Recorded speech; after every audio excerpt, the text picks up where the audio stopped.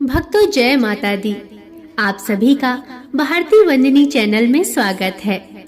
आज हम सभी मनोकामनाओं को पूरा करने वाली श्री दुर्गा सप्तशती के 9वें अध्याय का पाठ करेंगे और साथ ही विनियोग और ध्यान का भी श्रवण करेंगे।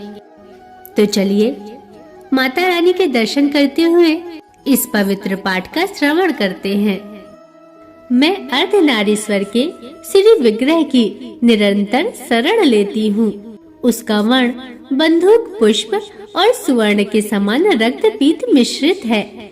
वह अपनी भुजाओं में सुंदर अक्षमाला, पाश, अंकुश और वरद मुद्रा धारण करता है।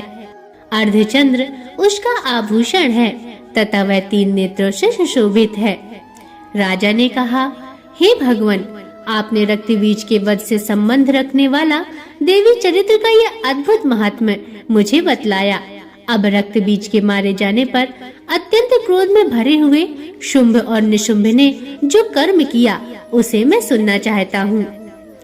ऋषि कहते हैं, हे राजन, युद्ध में रक्त बीज तथा अन्य दैत्यों के मारे जाने पर शुंभ और निशुंभ के क्रोध की सीमा न रही। अपनी विशाल सेना इस प्रकार मारी जाती देख निशुंभ अमरस में भरकर देवी की ओर दौड़ा। उसके साथ असुरों की प्रधान सेना थी। उसके आगे पीछे तथा पार्श्व भाग में बड़े बड़े असुर थे जो क्रोध में ओठ चबाते हुए देवी को मार डालने के लिए आए। महापराक्रमी शुंभ भी अपनी सेना के साथ मात्र गढ़ों से युद्ध करके क्रोधवश चंडिका को मारने के लिए आ पहुंचा। तब देवी के साथ शुंभ और निशुंभ का घोर संग्राम हुआ। वे दोनों दैत्य मेघों की भांति बाणों की भयंकर वृष्टि कर रहे थे। उन दोनों के चलाए हुए बाणों को चंडिका ने अपने बाणों के समूह से तुरंत काट डाला और शस्त्र समूहों की वर्षा करके उन दोनों दैत्यपतियों के अंगों में भी चोट पहुंचाई। निशुंभ ने तीखी तलवार और चमकती हुई ढाल लेकर देवी के श्रेष्ठ वाहन सिंह के मस्तक पर प्रहार किया। अपने वाहन को चोट पहुंचाने पर देवी ने क्षुरप्र नामक बाण से निशुंभ की श्रेष्ठ तलवार तुरंत ही काट डाली और उसको ढाल को भी, जिसमें 8 चांद जड़े थे, खंड खंड कर दिया। ढाल और तलवार के कट जाने पर उस असुर ने शक्ति चलाई, किंतु सामने आने पर देवी ने चक्र से उसके भी 2 टुकड़े कर दिए।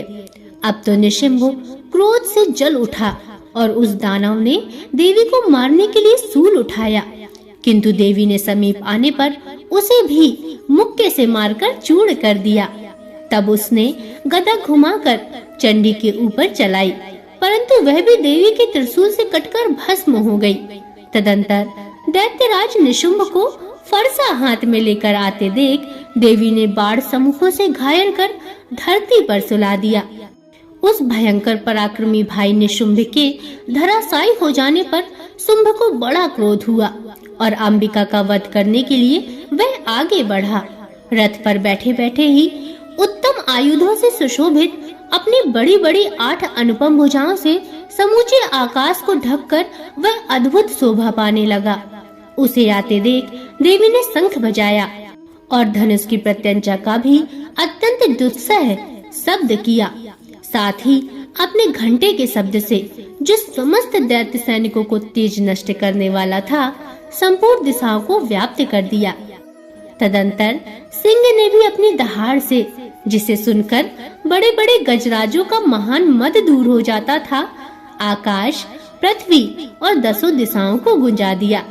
फिर काली ने आकाश में उछलकर अपने दोनों हाथों से पृथ्वी पर आघात किया। उससे ऐसा भयंकर शब्द हुआ जिससे पहले के सभी शब्द शांत हो गए। तत्पश्चात शिवदूती ने दैत्यों के लिए अमंगलजनक अट्टहास किया। इन शब्दों को सुनकर समस्त असुर थर्रा उठे, किंतु शुंभ को बड़ा क्रोध हुआ। उस समय देवी ने जब शुंभ को लक्ष्य करके कहा, ओ दुरात्मा, खड़ा रह, खड़ा रह, तभी आकाश में खड़े हुए देवता बोल उठे, जय हो, जय हो। शुंभ ने वहां आकर ज्वालाओं से युक्त अत्यंत भयानक शक्ति चलाई। अग्निमय पर्वत के समान आती हुई उस शक्ति को देवी ने बड़े भारी लूके से दूर हटा दिया। उस समय शुंभ के सिंहनाद से तीनों लोग गूंज उठे।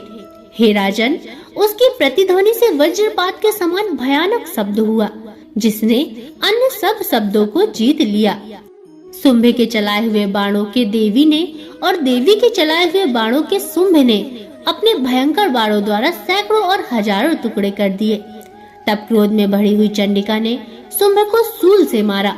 उसके आघात से मूर्छित हो वह पृथ्वी पर गिर पड़ा।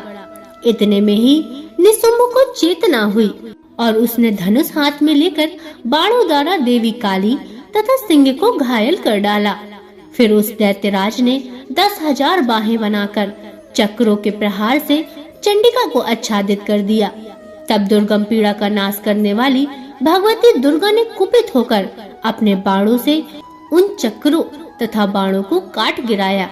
यह देख निशुंभ दैत्य सेना के साथ चंडिका का वध करने के लिए हाथ में गदा लेकर बड़े वेग से दौड़ा। उसके आते ही चंडी ने तीखी धार वाली तलवार से उसकी गदा को शीघ्र ही काट डाला। तब उसने शूल हाथ में ले लिया। देवताओं को पीड़ा देने वाले निशुंभ को शूल हाथ में लिए आते देख चंडिका ने वेग से चलाए हुए अपने शूल से उसकी छाती छेद डाली। शूल से विदीर्ण हो जाने पर उसकी छाती से एक दूसरा महाबली एवं महापराक्रमी पुरुष खड़ी रहे कहता हुआ निकला। उस निकलते हुए पुरुष की बात सुनकर देवी ठठाकर हंस पड़ी और खड़ग से उन्होंने उसका मस्तक भी काट डाला। फिर तो वह पृथ्वी पर गिर पड़ा। तदंतर सिंह अपनी दाढ़ों से असुरों की गर्दन कुचलकर खाने लगा। यह बड़ा भयंकर दृश्य था। उधर काली तथा शिवदूती ने भी अन्यान्य दैत्यों का भक्षण आरंभ कर दिया। कौमारी की शक्ति से विदीर्ण होकर कितने ही महादैत्य नष्ट हो गए। ब्रह्माड़ी के मंत्रपूत जल से निस्तेज होकर कितने ही भाग खड़े हुए। कितने ही दैत्य महेश्वरी के त्रिशूल से छिन्न भिन्न हो धराशायी हो गए। वाराही के थूथुन के आघात से कितनों का पृथ्वी पर कचूमर निकल गया। वैष्णवी ने भी अपने चक्र से दानवों के टुकड़े टुकड़े कर डाले। ऐन्द्री के हाथ से छूटे हुए वज्र से भी कितने ही प्राणों से हाथ धो बैठे। कुछ असुर नष्ट हो गए, कुछ उस महायुद्ध से भाग गए तथा कितने ही काली और शिवदूती तथा सिंह के ग्रास बन गए। भक्तों, प्रेम से बोलिए माँ चंडिका की जय। जय माँ शेरा वाली, जय माँ भगवती। भक्तों, यह था श्री दुर्गा सप्तशती का 9वां अध्याय।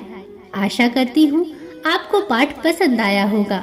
अगर इसमें कोई त्रुटियां हों तो मुझे क्षमा करें और इसके आगे के पाठ सुनने के लिए चैनल को सब्सक्राइब अवश्य कर लें और बगल में बनी हुई घंटी को जरूर दबा दें ताकि मैं आपके लिए ऐसे ही पवित्र पाठ और कथा कहानियां लाती रहूं। और कमेंट में जरूर लिखिए जय माता दी, जय माँ भगवती। अब अगले वीडियो तक के लिए नमस्कार।